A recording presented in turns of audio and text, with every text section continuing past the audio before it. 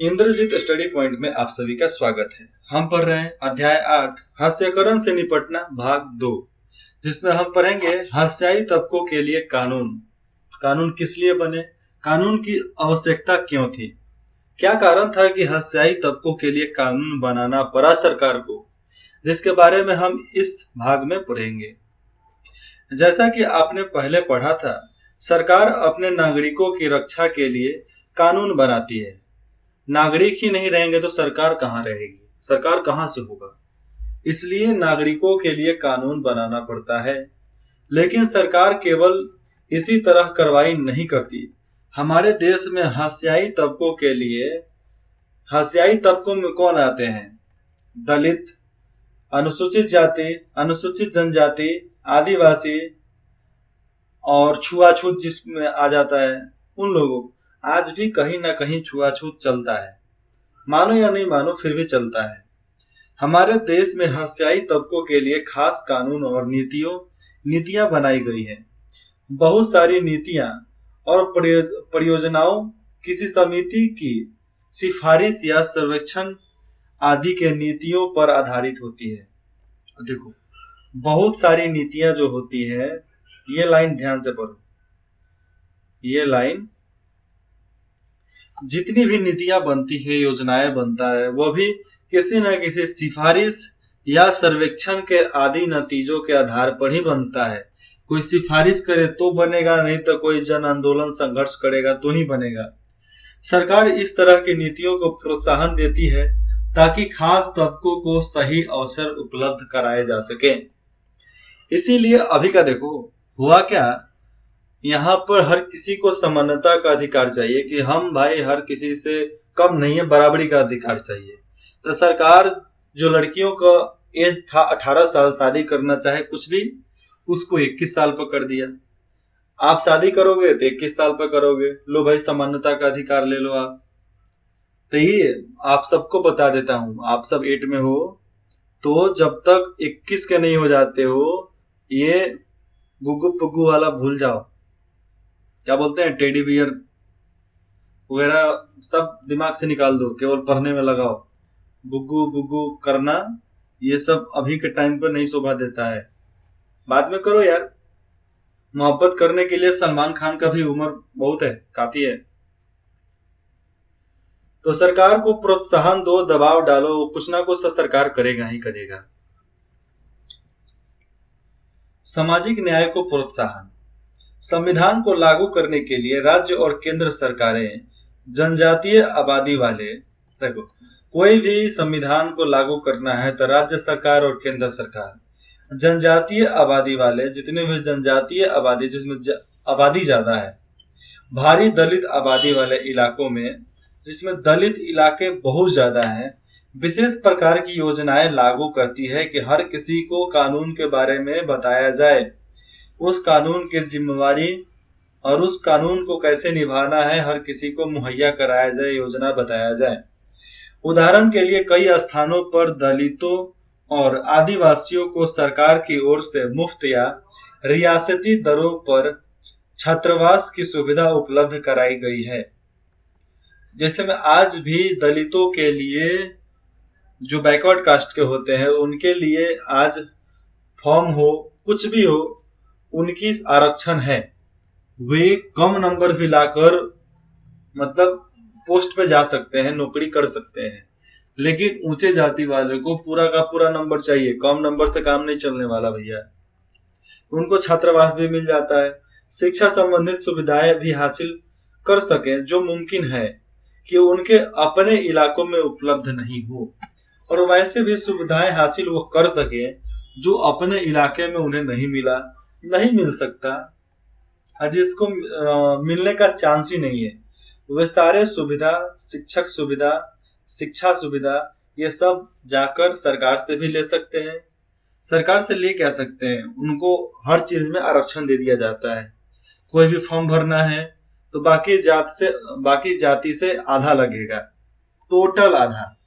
1500 लगता है तो इन लोग का 800 लगेगा, नहीं तो 700 लगेगा। तो इस तरह का कम किया गया है।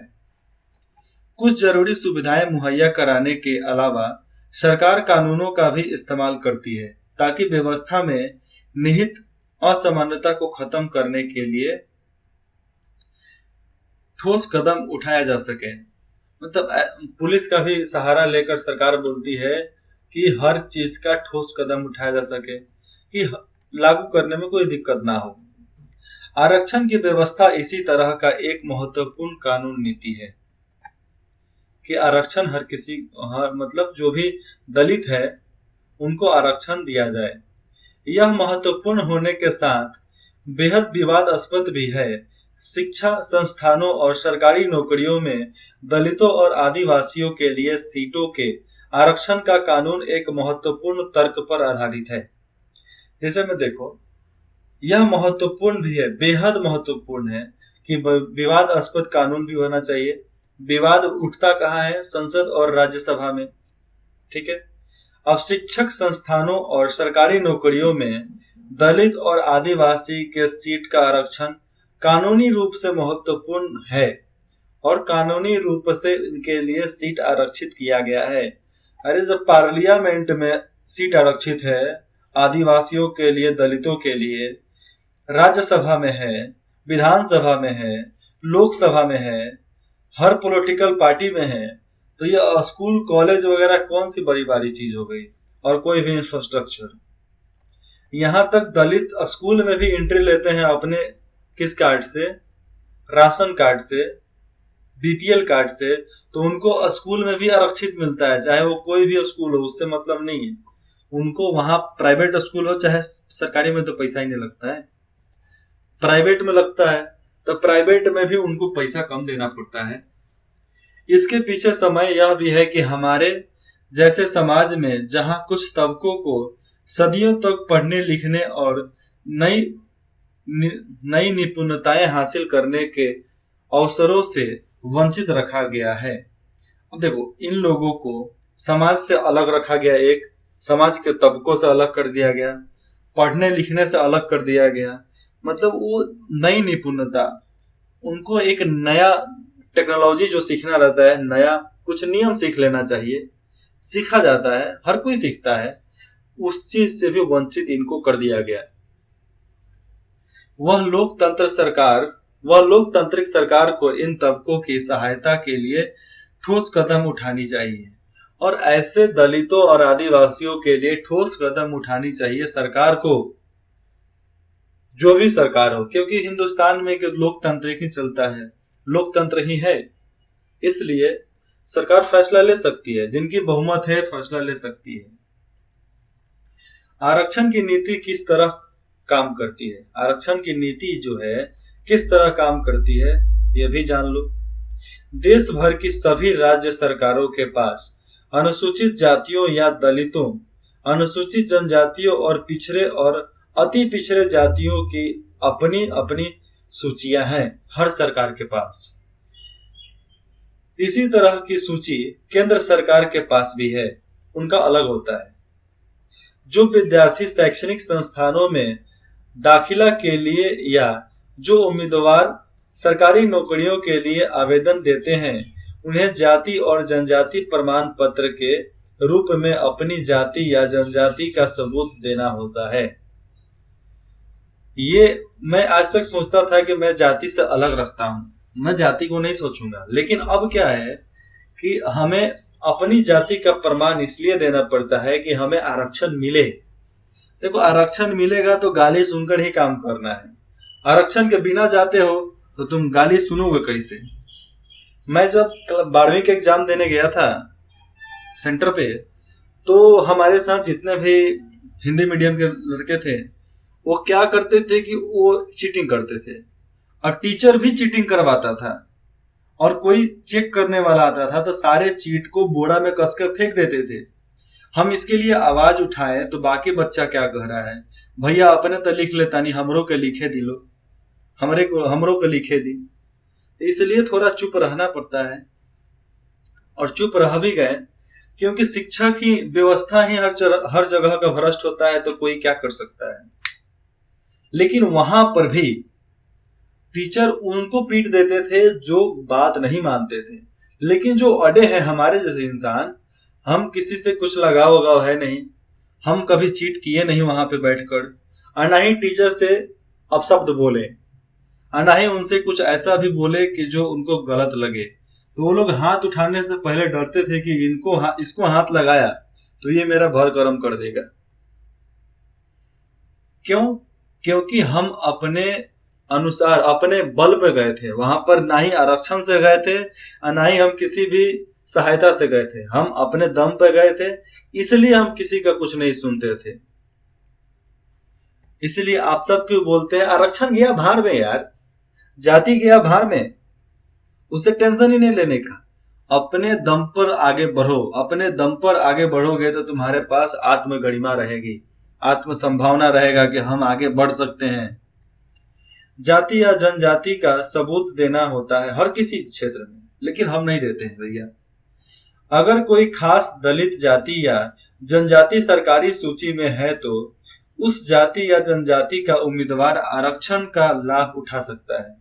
अब देखो, कोई भी दलित जाति या जनजाति सरकारी सूची में है, चाहे राज्य सरकार के सूची में हो चाहे केंद्र सरकार के सूची में हो, तो वो जनजाति उम्मीदवार का आरक्षण का लाभ उठा सकता है।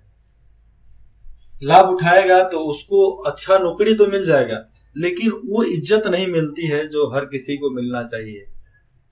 क्योंकि जो वहां पर पहले से वो जानते हैं कि ये आरक्षण लेकर आ रहा है, तो टेंशन ही नहीं, क्या कर लेगा, बेसिक से बेसिक सस्पेंड करेगा और क्या कर लेगा, नौकरी से हटा देगा और क्या कर लेगा।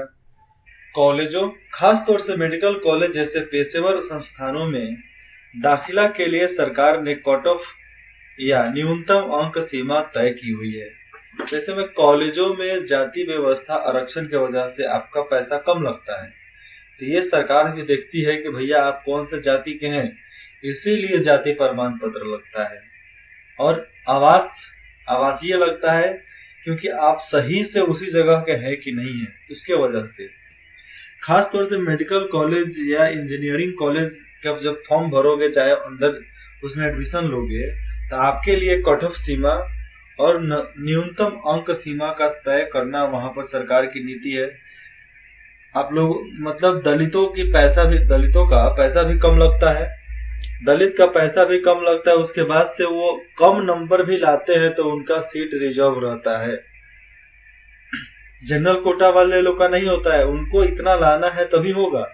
लेकिन जो दलित हैं, पिछड़े वर्ग के, अति पिछड़े वर्ग के जो लोग हैं, उनका एक कट ऑफ होता है और न्यूनतम अंक ही उनको चाहिए, और उनका पैसा भी कम लगता है फॉर्म फिलअप करने में, चाहे अंदर भी आप एडमिशन लेते हो तब।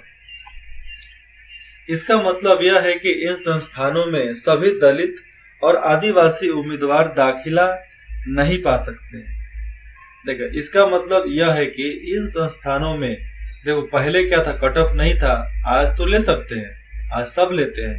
ऐसे कितने आदिवासी लोग डॉक्टर हैं, इंजीनियर हैं, है ही, पुलिस में हैं ही।